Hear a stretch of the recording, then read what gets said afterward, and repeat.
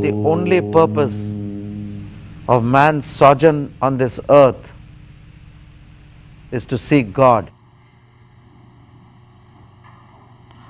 Calm your wandering thoughts and bring them back to the center of your forehead at the midpoint between the eyebrows. That is called the seat of the soul. Unless the vagrant thoughts are quelled and calmed, it would be difficult for you to receive my message. For my message is not a message in words. Words are the least of it. My message is an experiential message. Today, I will give you a certain experience leading towards a realization that humanity is one being. Humanity is a close-knit family. It is tied by the self-same cord of love breath. So if we are all breathing the same breath of the divine, the giver of the breath is the divine. The giver of life force is the divine. I am here tonight to let you know that we as world citizens are united to make this place a better residence for us all, a better place to live in. It is to be a collected effort from humanity. It is necessary for us all to realize that we are one human family. Some minds may agree, some minds may disagree, but the fact is that we were human beings first, and then Christians, Muslims, Hindus, Buddhists. These are all the religious colors and trappings put later on to form certain beliefs and ideologies and certain rituals. But no child, when he is born, says, "Oh, I'm a Seventh-day Adventist. Hi, howdy guys." Moment his umbilical cord is cut and he says, "Bah." It cries. All children cry the same, I think. We have our basic habits, and all over the mothers have the same affection for the children. And the child does not say, "I'm a Seventh-day Adventist," or "I'm a Mormon," or "I belong to the Muslim Brotherhood." No, you belong to the human brotherhood, sir. Please correct yourselves. You're not a Christian, nor a Muslim, nor Hindu. And that is the religion, that is the non-denominational path of peace. I have come here not to talk and teach you about religions or creeds. I have come here to show you pathways to peace and self-enlightenment, which is not the monopoly of any religion, cult or creed. Far away from any religious cult or creed, they were human beings practicing in the salubrious climate of the Himalayas, along the snow line, where it was not too cold and not too warm. And their bodies were kept in a spiritually magnetized condition, and their bodies were preserved. These ancient yogis, they discovered the precise and rational science of the breath and found that due to patterns of breathing, anxiety, stress, aggression, negativity could be dissolved into a positive state of tranquility, calm, integrity. These qualities could be had by the precise and rational science of breath called Kriya Yoga. And it is Kriya Yoga that I am here to teach you. Shortly we shall be having a retreat at Fort Warden, where we shall spend quality time together, living in peaceful coexistence as citizens of the world. Of course, it's only for the baseball game or the basketball game that we have the New Yorkers and the Seattleites and the Orlandos and all these, the Sox and the Fox and all these names, which is they are just identification for fun. But basically the underlying breath of all humanity is the same. You're breathing the same breath as the Chinese and the Mongolian and the Australian and the Indian and the Middle East, and so is United States and Britain breathing the same breath. The Queen of England does not breathe a different breath than a normal Joshmo in Seattle. So let's get to our basics, our basic and fundamental right, not according to the American Constitution of Fundamental Rights, nor the Australian, Russian or Indian Constitution, but according to humanity's Constitution. Our fundamental right is to breathe the breath of God fearlessly and with love, because this is your uniting prayer. And if you don't do this prayer, sorry, you shall die. If you don't breathe, because your basic prayer is the human breath. I ask you this question, that for so many centuries there has been Christianity, there has been Islam, there has been Buddhism, Hinduism, and all these anities, but nobody has thought of humanity. Why? So what I stand for, as I'll tell you right now, if earth peace is to herald the dawn of the new age, we must all realize that humanity is our uniting religion.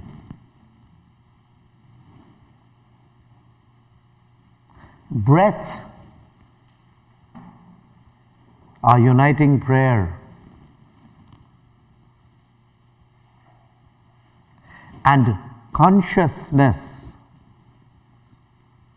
our uniting God. If we apply this as world citizens, and every citizen in the world applies this, then I won't say that there will be peace on earth.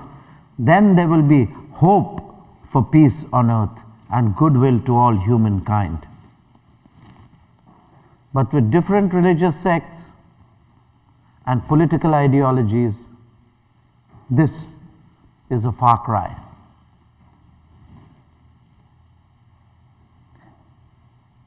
Now the religions in disguise which create a lot of disharmony, the modern religions are what? Communism, democracy, dictatorship, concealed dictatorship, anarchy, despotism. All of them are trying to say that ours is the best religion, and you see what a jumble we have in the Middle East and all over the world.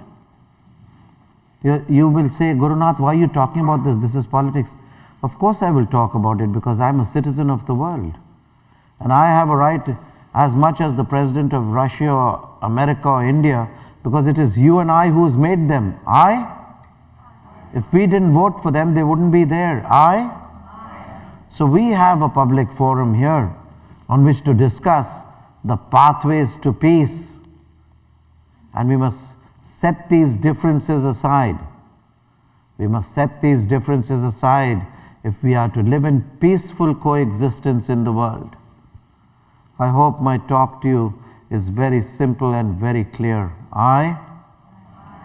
So let this be our motto. Of course, I welcome a soul cry. If you have a better soul cry, we will change it. But so far, I went to the United Nations a few years back and I told them this,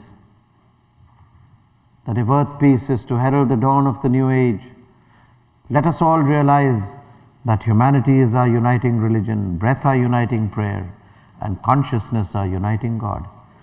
So the professor of the United Nations, the person representing, he said this should be written in letters of gold in the United Nations.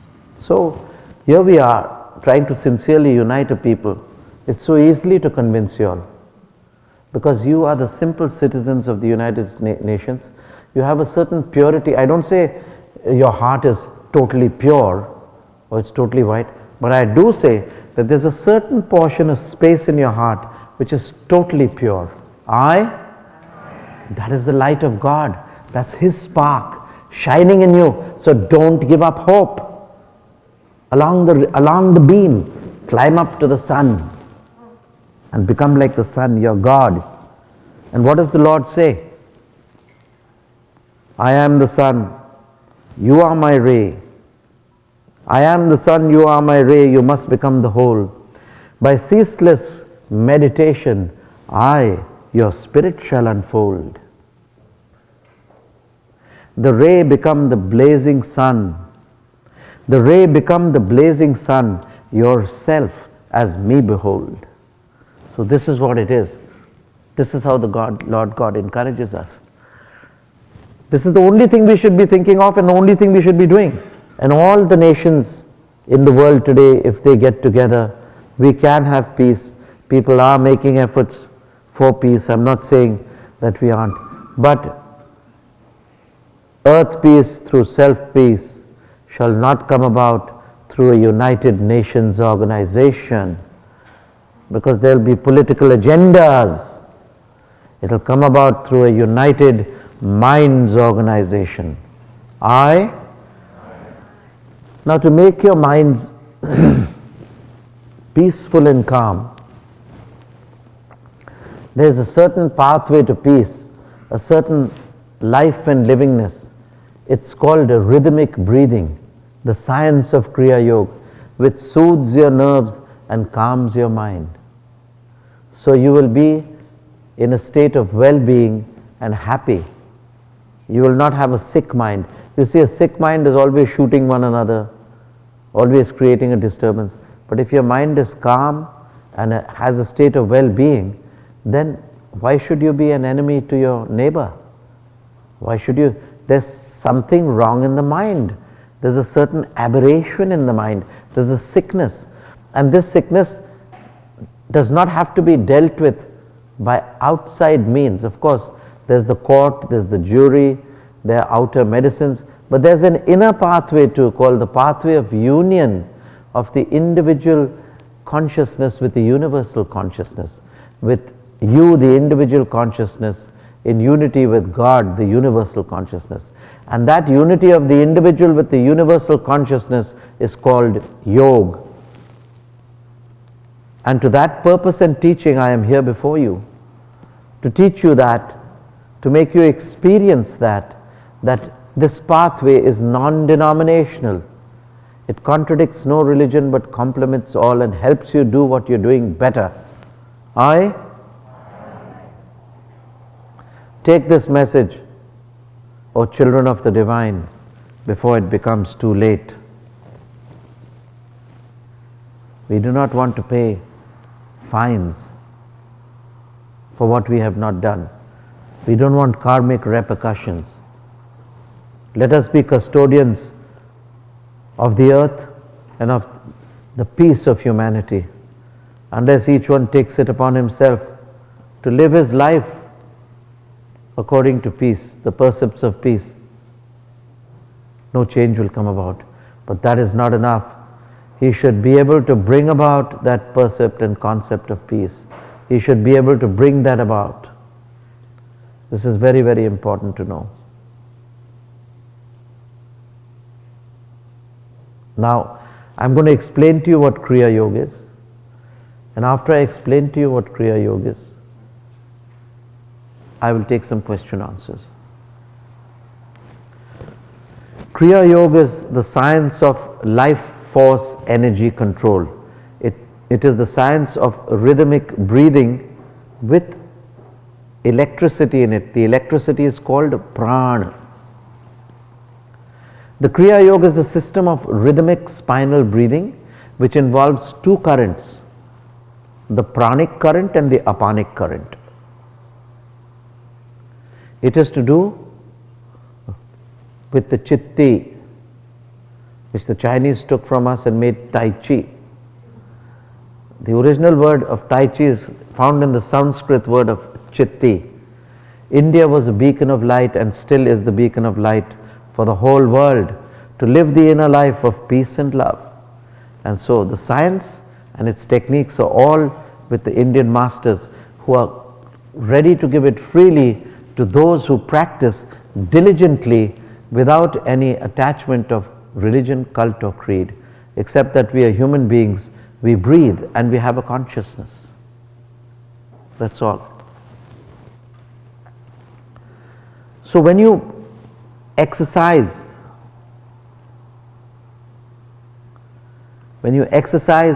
the practice of Kriya Yoga, you are breathing.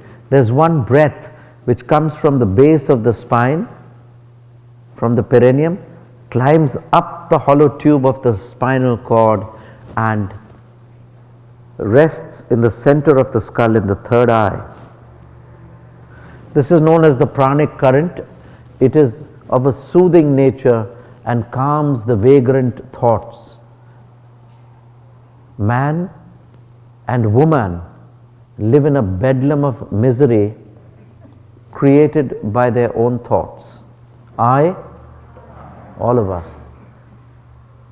The practice of Kriya Yoga calms those thoughts, and soon you are able to see a soft light of God. Since the body is also congealed light, as you purify your body, it becomes more and more of light and less of matter. Yoga makes your body become more and more of light and less of matter. That is the purpose. Are you trying to say, Gurunath, that you're going to transform us into the Deos, the Diva, the light, the flame? Yes, Deva, Deo, Mahadeo, the great God. Deva in Sanskrit means the shining ones. In Italy they call it Deo and we call it Deva. Deva and Deo. We also call it Deo. So you are potentially Deo, gods, the shining ones, covered in a coat, covered in a vest, of the intuitional body, a coat of the mental body. Over that you wear an overcoat of the physical body. So when you refine these coats, you are able to see the inner light of your soul, the inner light of your consciousness through the practice of Kriya Yoga. The upgoing breath soothes the nerves and calms the mind. And then from the third eye down to the perineum, there's another current which you breathe. It is called the apanic current, the apanic breath. So the apanic current is, when it goes down, it is of a dissipating nature, a disturbing nature. So when you go down, it is responsible for your perspiration, for defecation, urination, anything which you throw out toxins of the body. The pran burns the negativity and throws the toxins out. And the apan evolves consciousness, and the pran evolves consciousness, and the apan burns your negative karma. That is the science of Kriya Yoga. Practice it and see for yourself how beautiful it is. And you can, those who believe in Buddha can keep believing in. I won't disturb the perfume of your faith. Those who believe in the Christ can keep believing in it. In the Mary, they can keep believing in it. Those who believe in Allah can keep believing in it. Those who believe in Lord Ram and Krishna can keep believing in it. So we don't disturb your faith, but we give you the inner pathway to truth.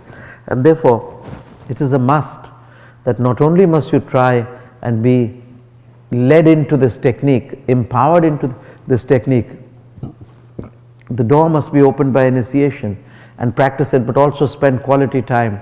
At the retreat we are having at Fort Worden, I think a week later or so, I do not know the exact date, maybe a week or 10 days later, which would be worth your while the coming, because when I give you transmission constantly, I am playing upon the body cells and retarding the aging process. I am arresting the aging and decay by yogic means. When we sit in what is called a sat sang, a true gathering. Sat is true and sang is gathering, where the aura and the magnetism of each rightful thinker like you are mixes with one another. It's good company, but it's not more only good company. In India the yogis know, and we can see that each one of you now are of the same mindset. You are spraying a fountain of light which is mixing with the light of the other fountains which others are spraying, and so there's a jolly good spiritual atmosphere here. Yes, this is true. Each one is a fountain. Of course the Guru can blast a bigger fountain this way and that way, and just merely by sitting in the aura of the Master you can feel relieved and get healed. Aches and pains will go away. If you listen to my words like a child of 5, you'll see that your neck was stiff, it's gone away. Your back was stiff, the back has become released. You will see it as the satsang goes along. Healing will take place by merely being in a spiritual gathering. If the Master is true, the effect must be true. It has to be there. There's nothing to hide. If you are open and you don't have a skeptic mind, a negative mind, some people I feel are very sensitive in these northern areas, especially when I come and go towards Canada. There are few people who came, they saw this without giving a chance or hearing, they looked and they walked out. What they did, I don't know, they must have accidentally come in or something. It's not for them, not for them. So when you practice this Kriya Yoga, what it does is that it takes in an extra amount of O3, oxygen, and it oxygenates your lungs. You breathe with about 20 to 30% of your lungs. The practice of this selfing into the self, the practice of this life force breathing, it's not merely aerobic, it's more, it's life force breathing. It makes your lungs breathe with 50%, 65%, 75%, 80%, and when your lungs are filled with oxygen, it gives that fresh O3 blood into the whole systemic circulation by constantly inhaling and exhaling. It's called Pranayama, the Kriya Yoga, the Pranayama.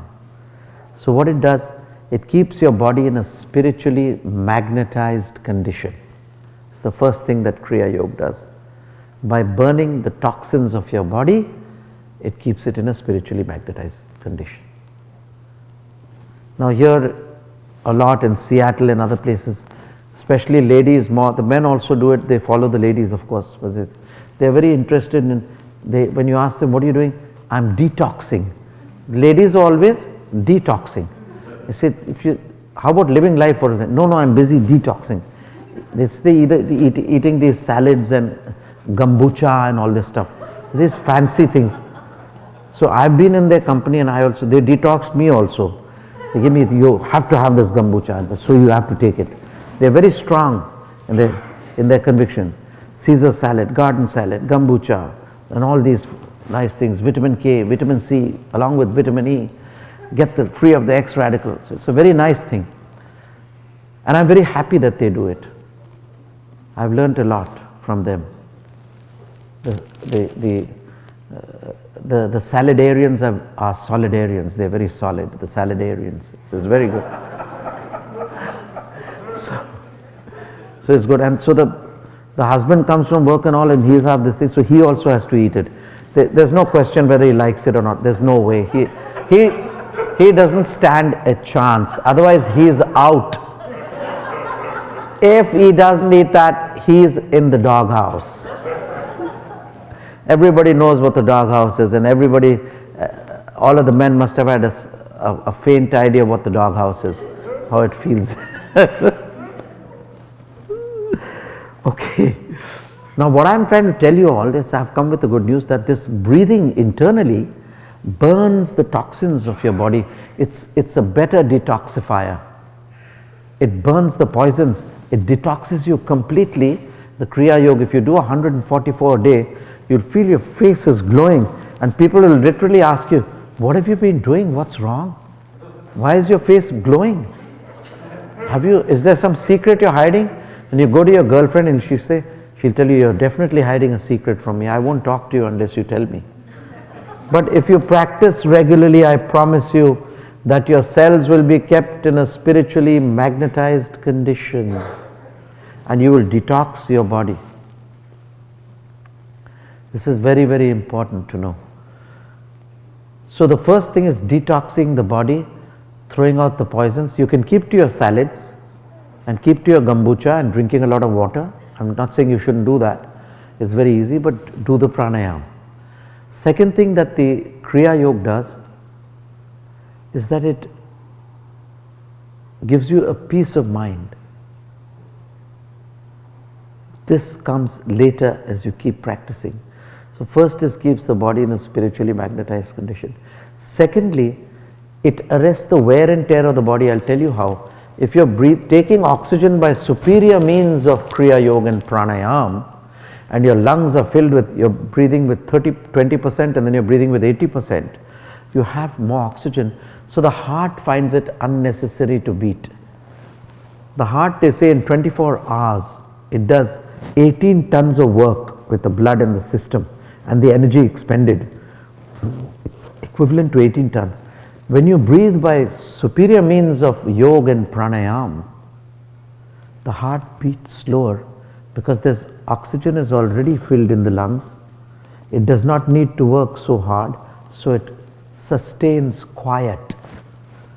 So the heart, instead of doing 18 tons of blood, 18 tons of blood work in 24 hours, will do only 6 tons and 3 tons until a few pounds, till the heart is rested. Then your body, you are in a breathless state of comfort, no suffocation, and your body after many, many, many years is glowing with a radiant light. If I should be in the Himalayas in a cave, I would be transformed into light. Since I come amongst the people and have to mix with people all over the world, I cannot go into that intensity of Kriya. I have to ground myself. So I keep to my normal diet, But you will see the radiance in the light. If you keep looking, you will still see a radiance in the light. Sometime during the show, you will see the aura and the light shining. Because not only me, all of you, what are you made of? You are made of congealed light. Don't be discouraged. You are not made of coughing and sneezing. Because sometimes you say, I'm fed up, I'm sneezing so much, my God. It's a pollen or some allergy, or I'm coughing so much. This is due to the aberration and a grosser permutation of this congealed light which your body is. You have to transform this congealed light. So the heart is rested, the distilleries are purified, the lungs are the distillery of your body, and the heart is the pump. So if you're giving your pump and your distillery and your circulatory system rest, what does that result in? A healthy and longer lifespan. A healthy body, a longer lifespan, and quality life, because then you won't be grumbling over your cough and your backache and headache. You will be in a state of well-being, the wellness center. Now we have some tablets, it's called the wellness tablets, right? So from today on, your wellness tablet will be the practice of Kriya. See, you must try it. Before trying it, don't jump to conclusions. And before you try it, let me tell you, in the beginning, you'll feel a nausea, or you'll feel a certain, sickness, or somebody may vomit. All the toxins will be thrown out for the first 2 weeks. Let me warn you about that. Don't be scared. Then you'll get into a certain negative state. And as you keep practicing, then you'll get a floating feeling, perpetually calm. Then they'll ask you, why are you always happy? You were such a grumpy thing before, and now what's wrong? So your friends will ask you. So I'm saying try it out. I'm telling you scientifically that your heart will be arrested due to better, superior breathing. Breathing is the key. And thirdly is, it gives you a peace of mind. Mothers educate their children, but the mind itself is distracted. So whatever information they give through the Apple or the Kindle or the computer, they may be very expensive. I've seen very expensive Apple computers and Kindle books, and they have all the facilities, but you're missing out on one main thing, the mind itself. The mind itself. So dear souls, I come from a backward third world country to an educated country, and here's my message. Take it and see who's backward and how forward India was 7,000 years ago. I made a little poem for educational system for children. As a leaking vessel never can fill the waters of life so pure and still, so distracted mind fails to retain wisdom's nectar in its brain. I'm sure it hit the heart, it touched you. I have to touch your heart, that's all, and then the parents will get about seeing that their children are set right. You see, computers may be good, paper may be very glossy, convenience may be there, facilities may be there, but if the mind itself is distracted like a leaking vessel, how much information will it get? Does that seem to make sense? Feeble I? Okay. To ease disease, it's a mind, a distracted mind is a mind ill at ease, right? I'm sorry I don't speak American because I've been educated in English, so try to understand what I'm saying. A mind which is restless with itself is a mind ill at ease with itself, right? To ease disease of random mind, a remedy suitable we must find. A rhythmic breathing tension free with concentration sovereign key. A rhythmic breathing tension free with Kriya Yoga the sovereign key. This is very, very nice. It's an educational thing to tell you that don't try to, put paper around every single apple and to spray anti-termite and vermin fertilizers on every apple. Work at the root, man. Dig the roots of the apple tree. Dig it. Let the fresh soil come up. Let the tree breathe. Give it some natural fertilizers, give it some natural, and then all the apples will grow good. So by giving merely computers and textbooks, you can't improve the very person, the human being, the child. He has to be improved by a more intrinsic and deeper method of rhythmic breathing called Kriya Yoga.